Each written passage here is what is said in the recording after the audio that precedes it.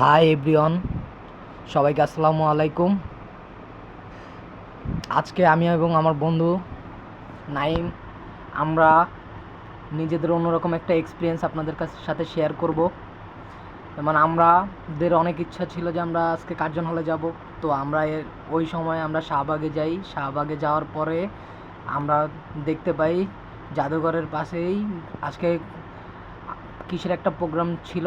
তারপর আমরা ওই প্রোগ্রামে গিয়ে আমরাও অ্যাড হইলাম। ওই প্রোগ্রামে গিয়ে আমরা ছবি তুললাম কিছুক্ষণ।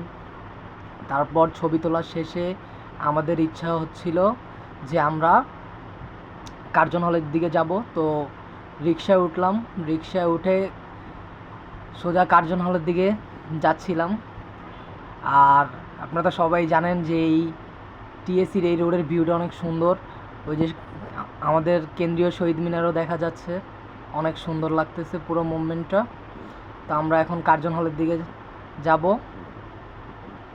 কার্জন হলের দিকে যাওয়ার ইচ্ছা এর জন্যই যে ওইখানে গিয়ে আমরা দুই বন্ধু একসাথে কিছু ছবি তুলব বা আপনাদের সাথে শেয়ার করব। কিন্তু দুর্ভাগ্যবশত কার্জন হলের ওইখানে গিয়ে আমরা দেখি যে আজকে তাদের যে ঈদের ছুটি ছিল সেটা আমরা জানতাম না। তো আমাদের খুব মন খারাপ হয়। পরে আমরা বাইরে থেকেই ছবি তুলে চলে আসি।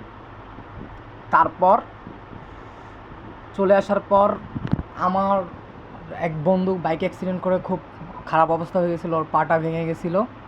তো আমরা ওরে সবাই মিলে দেখতে গেছিলাম। পরে চিন্তা করলাম যেহেতু কার্জন হলে ঘোরা হয় নাই, তো আমরা ওর বাসায় গিয়ে ওর সাথে কিছুক্ষণ সময় দেই, ওর একটু ভালো লাগবে।